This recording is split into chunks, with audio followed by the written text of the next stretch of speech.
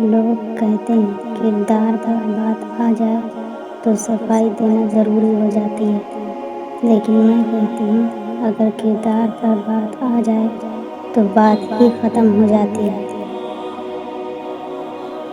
سب سے گھٹیا انسان وہ ہے کہ جب تم سے اس کا دل بھر جائے تو وہ تمہاری خوبیوں کی نفی کرے، تمہارا راز فاش کرے، تمہارے اچھے برتاؤ کا انکار کر بیٹھے اور جو بات تمہیں نہیں تمہارے بارے میں وہ کہے۔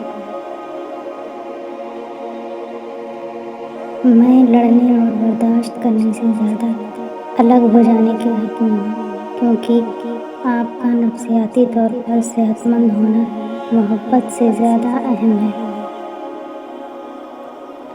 کم بولنے والا لڑکا اور زیادہ بولنے والی لڑکی ایک مکمل جوڑی ہوتی ہے۔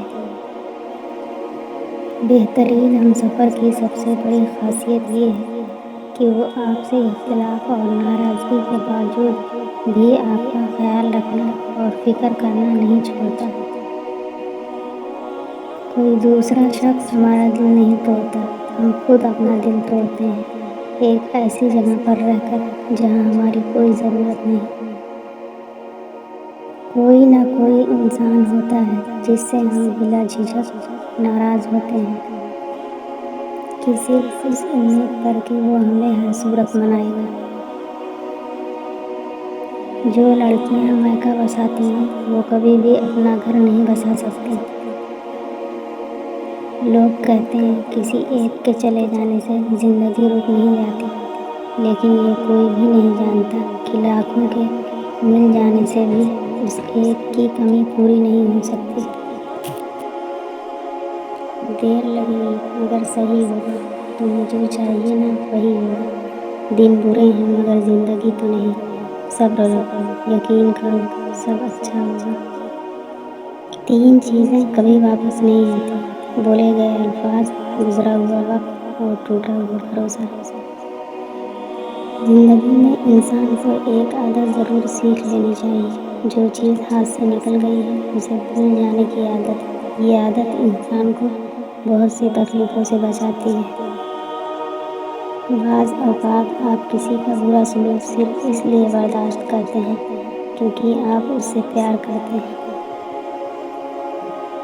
مرد ہو یا عورت، اس کی انا اپنے پسندیدہ انسان کے آگے ہار جاتی ہے۔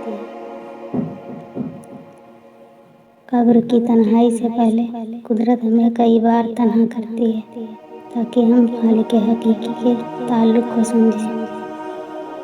ہر تکلیف اذیت نہیں ہوتی، کچھ تکلیفیں ایسی بھی ہوتی ہیں جو انسان کو بہت صابر بنا دیتی ہیں، اور صبر کرنے والے لوگ اللہ کو بہت پسند ہوتے ہیں۔